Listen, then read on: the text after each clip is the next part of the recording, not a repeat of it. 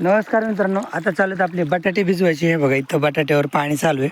आता लाईट आली आणि सकाळी गुरांना खायला टाकलं होतं, तर तिकडं गावरांग वगैरे गावरांग खिलारी खाऊन बसलेत. सीताचं खायचं चालू आहे, बैल खात आहेत. सीताचं तर मी अंदाजच सोडून दिला, म्हणजे कधी बैल हा अंदाजा बांधणं सोडून दिला आहे. रात्रीच्याला 2-3 वेळेस त्याच्याकडे जाऊन येत असतो, म्हणजे एका तासाच्या अंतराने ते समजा, आणि लगेच ओळखू येतो. म्हणजे जवळ जर आली ना थोडीशी, म्हणजे विण्याच्या जवळ आली ना 1-2 तास, तर अगोदर उठ बस वगैरे करते आणि रवंत वगैरे थोडंसं थांबवते. तर त्याच्यामुळं मी तसं काय आहे का लक्ष न बघतो रात्रीच्याला, आणि तिचा अंदाजच बांधणं सोडून दिलं आहे. तिला आता किती वेळ लागेल किती नाही सांगताच येत नाही. पण सध्या तरी तिला मग खायला ठेवलं होतं मी, बसलेली होती, उठलीच नाही. मग ती आता खाते तिला ठेवलेलं. गौरांग वगैरे खाऊन बसलेत. आत्ता वाजले 9:30 आणि आपले बटाटे भिजवायचे चालू आहेत. इकडे लाईट आली आहे. मी 2-3 लाईनवर पाणी लावलं आहे, कारण की गहू पण भिजवायचं चालू आहे ना. आणि विषय काय झाला माहिती तुम्हाला सांगतो, काल आबाळ नव्हतं, पण आज वातावरण बदललं आणि आबाळ आले. तर आई म्हटली की बन्सी गव्हाला आबाळात पाणी देऊ नको. मग त्याच्यामुळं मोसंब्याचं शेत आहे ना, तर त्या शेतातल्या गव्हाला मी पाणी द्यायला चालू केलं. बन्सी गहू अर्धाच भिजला आहे, पण अर्ध्यातच पाणी बंद केलं आहे, कारण की आबाळ आलं ना तर बन्सी गहू म्हणजे चांगलं उत्पादन येत नाही आबाळ आलं आणि भिजवला तर. मग त्याच्यामुळे बन्सी गहू अर्ध्यातूनच भिजवायचा बंद केला आहे आणि आपला बाजूचा गहू भिजवायला चालू आहे. तर आता मी तिकडच्या दारावर पण जाणार आहे. सकाळी घरच्या गुरांना खायला टाकला होता भुस्सा.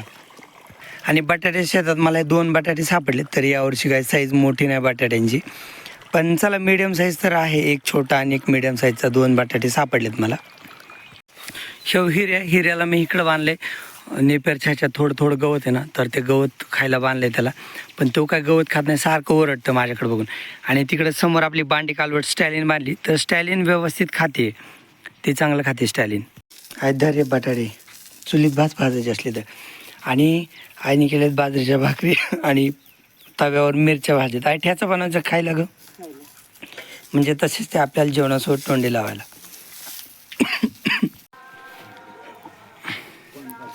आज काय येऊ शकते. हो, खाल टाकलं होतं तिला, भुसकट टाकलं होतं, नेपेरची कुट्टी टाकली होती म्हणून मागून. पप्पा आता गायला घ्यायला लागले तिकडं साईडला.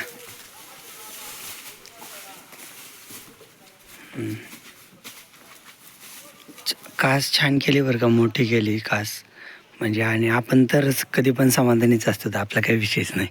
छान कास केली. तर मित्रांनो, हा मोसंब्यातला गहू आहे ना, तर हा वाला गहू भिजायचा झाला.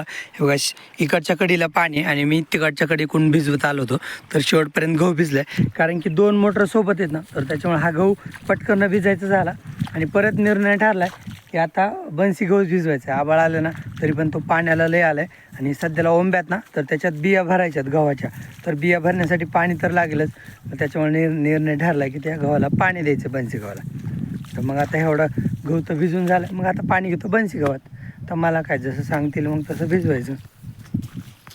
चला, ते गुरं सोडलेत चरायला, जाणार आहेत सगळे चरायला. इकडचे आपले गाजरं काढायचे चालू आहेत. आता नांगर उभा करून आलो मी, म्हणजे वरच्या गोट्यातले गुरं सोडत म्हणलं.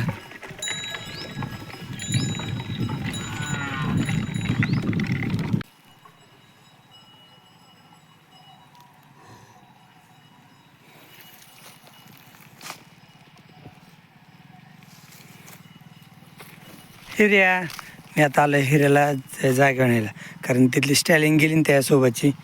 त्यांनी इथं काय नीट खाल्लं बी नाही लई. ह्याला सावलीत घेऊन त्याला नेपेरची कुट्टी ठेवली खायला.